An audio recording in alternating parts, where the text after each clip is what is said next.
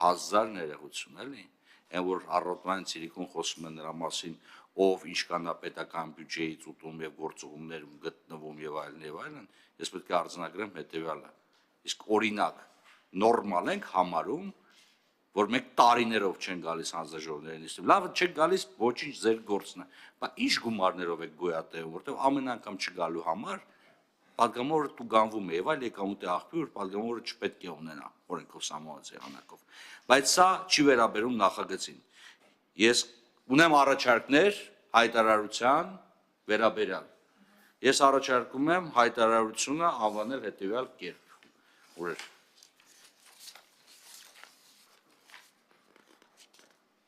800 գումարման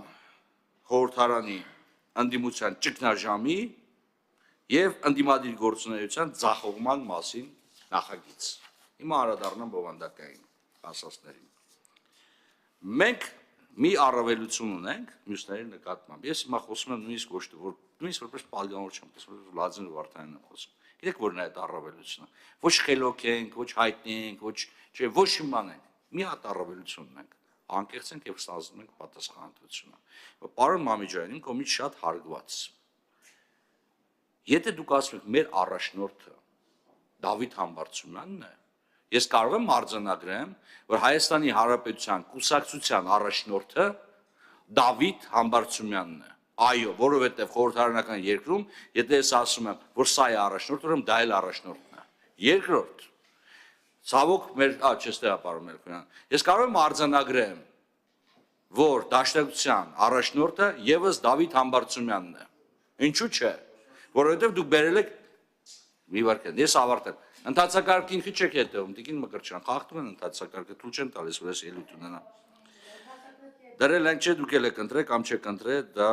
առանձին խնդիր է։ Հիմա ես հետեւյալ հարցն եմ տալիս։ Եթե Դավիթ Համբարձումյանն է, օրինակ արձանագրենք, որ այլևս ոչ Ռոբերտ Քոչարյանը, ոչ Դաշնակցության ղեկավարները, ոչ Հանրապետության նախագահ Սերժ Սարգսյանը, այլևս չեն հանդիսանում ձեր քաղաքական առաջնորդները եւ քաղաքական առաջնորդ Դավիթ Համբարձումյանն է։ Համաձայն չեք, գիտեք ինչի համաձայն չեք, որովհետեւ մի հատ բան ունեք։ Մենք շորտը հոգնել է շիրմաներ բերելուց։ Խեք բերում թազա հերթական ինչ-որ մեկին, ցույց տալու համար, այ ինքը կլինի մեր ժամանակավորը, ինչա։ Շիրման հանում եմ կներեք։ Ինչու ենք բերում տեխնացու, որը ես հայցում եմ ներողամտությունը, իդեպ ի տարբերություն նաև շատ անձանց, ես ասում եմ, շիրմա բառը գուցե այս կոնտեքստում լավը չէր, ինչու ենք մենք փորձում ոչ իրական առաջնորդներին բերենք, հա, եւ ներկայացնենք հանրությանը, այլ փորձենք բերենք մի անձին, որին դիտարկում ենք որպես, ասենց ասեմ, դե հիմա այս փուլում ինքը ոնց որ սազական կլինի։ Հիմա դուք դա չեք անում։ Ձեր առաջնորդներից ոչ ոք չի համաձայնվել գալ խորհրդարան։ Դա շատ վատ է։ Դա խորհրդարանում խորհրդարանական քննարկումների պատասխանատվությունից խուսափել է։ Հիմա ինչ եք ասում այս նախագծով։ Այս նախագծով հետեւյալն եք ասում, պարոն Մամիջյան։ Դուք գնացեք, կարևորը դուք գնացեք։ Դուք էլ չէ, դու գնա, մենք հետո կորոշենք։ Տենց է, ուրեմն խնդրում եմ նախագծի մեջ ավելացեք նաև ձեր վարչապետի տեխնացուի անունը դրեք քվեարկության։ Չի կարելի սենց։ Հիմա պարոն Մինասյանն այստեղ չի, պիտի անդրադառնամ ճամբարների հարցին, այո, Հայաստանում ճամբարներ չկա, այո, դա հաջողություն է, այո, Ղարաբաղի մեր եղբայրների եւ քույրերի բռնի տեղահանությունը անընդունել էր եւ ողբերգությունը, այդ ողբերգության վրա որևիցե մեկը քաղաքական դիվիդենտներ պիտի չվաստակի։ Բայց մի բան էլ պիտի ասեմ։ Այստեղ ես ցավում եմ, երբ եզակի դեպքերից մեկն է, ես ցավում եմ, որ մենք իրավական պետության մեջ ենք ապրում, որովհետև այդ մարդիկ պետքա բնակվեին այն տարածքներում, որը իրանցից տարել էին ու տեղափոխել էին Հայաստան, հիմա էլ առոք ապրում են որոշ մարդիկ, ովքեր շարունակում են իրենց Ղարաբաղցի անվանել։ Դա լավ գիտենք, անուններն գիտեք, տեղերն գիտեք, ունեցվածքն գիտեք։ Եվ այստեղ այո ձախողում է։ Եվ ես ձեր հետ համաձայն եմ։ Վերադարձի իրավունքի մասին եք խոսում։ Մեղ չէ ժողովուրդը։ Ինչքան է կարելի անընդհատ խաբել, ասել լավ ալնելու, եկեք։ Թե մենք պետք է ի վերջո գտնենք մեր մեջ խիզախություն եւ ասենք Ժորժ ջան, եկեք արդեն կենտրոնանանք մեր ապագայի վրա։ Իդեպ շնորհակալություն պետք է հայտնեմ քաղաքացիական պայմանագիր կուսակցության նախընտրական ծրագրից վերած մեջբերման համար, որտեղ ձեր եզրափակիչ հատվածը ավարտվում է հետևյալով. մենք ոչ ենք անում բոլոր քաղաքական ուժերին, քաղաքացիական հասարակության եւ անհատ քաղաքացիներին, ովքեր հավատում են Հայաստանի ապագային։ Ապագա Հայաստանում կա, շնորհակալություն, որ դուք դա ընդգծել եք։ Հիմա վերադարձի իրավունքի հետ կապված քանի անգամ կարելի է վերադառնալ եւ քանի անգամ հետ վերադառնալ։ Եվ կներեք, էլի այս թեզը վերադարձի գոնե մի քանի հոգի կա։ Ումա պետք։ Վախենում ենք շատ դեպքերում պետությունների անուններ տալ, բայց ինչեւ է։ Ես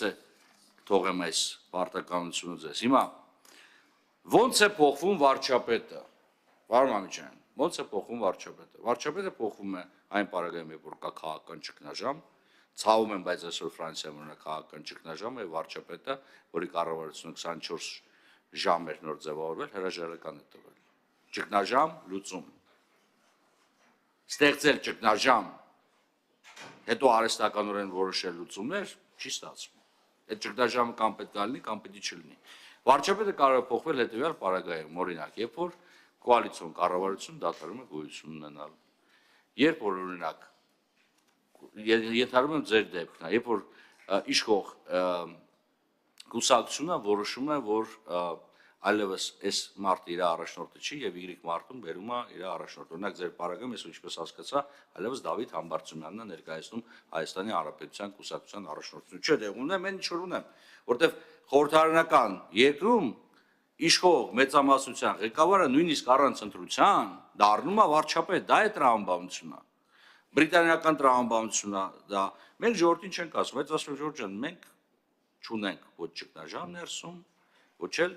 իրավիճակ, որը ենթադրում է որոշակի փոփոխություններ։ Հիմա վերադառնամ այն կարևոր հարցին, պարոն Մամիկյան, եթե այս փաստաթուղթը ես վերցնեմ եւ ընկերական սուրճի շրջանակներում խոսամ, պետք է ասեմ հետեւյալը։ Պարոն Մամիկյան, սա շատ լավ հարաբերականորեն նախընտրական ծրագիր է, գնացեք սրանով առաջ, բայց խոր չէի տա սրանով գնայեք։ Բացատրեմ ինչու։ Որովհետև հիմա որ ասեմ կզարմանաք, դուք երազելի ընդդիմություն եք։ Մի պարզ պատճառով դուք այս 4.5 տարվա մեջ որևիցե բովանդակային խնդիր, Լեռնային Ղարաբաղի խնդիրներից զատ չեք բարձրացել։ Պարոն Մամիկյան, ձեր խմբակցությունը վերջի 3 տարվա ընթացքում չի էլ մասնակցել այս հանձնաժողովի նիստերին։ Չէ, ավելացնում եմ։ Դուք որևիցե եղանակով չեք անդրադառնում որևիցե խնդրին, որը հուզում է այս շենքից դուրս կանգնած մարդկանց։ Եվ սա կներեք ոչ թե ձեզ է թույլ ասում, սա նաև իշխանությանն է թույլ ասում, որովհետև մենք պահանջում ենք բովանդակային քննարկում։ Օրինակ կտեսնեմ, սրանից հետո 3 հարց կա։ Նայեմ ով է մնալու եւ ով է քվեարկելու նշված հարցեր վերաբերյալ։ Դե խուսափելու են պատասխանատվությունից էլի։ Հիմա եւ վերջին դիրքորոշումը, որ ես պետք է արտահայտեմ, դրանից հետո ինձ թվում է հնարավորություն կունենա հիմնական զեկուցողը ելույթ ունենա, հավատացում ձեզ ելույթի ժամանակ ոչ մի ռեպլիկ թույլ չի տա եւ դրանից հետո կունենան քվեարկություն։ Եվ վերջինը, դա կարևոր բան ասենք, էլ այսքան որ խոսում եք հանձնելուց, չհանձնելուց էլի։ Մենք կարանք շատ անկեղծ ժողովրդի հետ խոսենք մի հարցի շուրջ, էլի, որ ամբողջ 30 տարիների ընթացքում մեր քաղաքականության հենքում դրված ռազմավարական գործընկերոջ վրա հույս դնելը տապալվել է, որտեղ ռազմավարական գործընկերը ռազմավարական պահին այլ կարևոր գործեր ուներ։ Ընդ որում սա նոր երևույթ չի։ Սա կար եւ 1920-ին, եւ կար 1878-ին, եւ կար 1856-ին։ Քանի անգամ հիշեցնեմ Կարսես Սևաստոպոլ փոխանակելու եւ այլ ծրագրերը։ Խնդրում եմ, մենք մի առավելություն ունենք, ես կխնդրեմ, որ այս առավելությունը դառնա ոչ միայն իշխող խմբակցության, այլ բոլորինս։ Եկեք շատ անկեղծ ժողովրդի հետ խոսանք, որտեղ ժողովուրդը գիրք չի կարդացել գուցե իմ եւ ձեր չափ պարոն Մամիկյան քաղաքական գործընթացներից տեղյակ չի, բայց ինքը մի հատ շատ լավ բան է հասկանում։ Ինքը կարողանում է հասկանալ, որտեղ են իրեն գցում եւ ինչի համար են իրեն գցում եւ ով է այդ գցելու կամ չգցելու մեղավորը։ Իսկ ես հարգելի գործընկերներ, օգտվելով առիթից նաեւ որ Արաքից զեկուցողը այստեղ չի, բայց մենք քննարկել ենք եւ ես նաեւ գիտեմ իր դիրքորոշումը, կոչ եմ անում ձեզ դեմ քվեարկել նշված նախագծին, որովհետեւ վարչապետին անվստահություն հայտնելու գործընթացը այլ ընթացակարգով է անցնում, այլ իրավական ընթացակարգով Տիկին Մկրտչյան, իսկ այս հայտարարությունը, որը անհրաժեշտ է լսումները կազմակերպելու համար, մենք ընդունել ենք ի գիտություն, բավականին արդյունավետ քննարկում ենք ունեցել, ավել պակաս կներեք, բայց ես առաջարկում եմ այս նախագիծը մերժել։ Այսքանը շնորհակալություն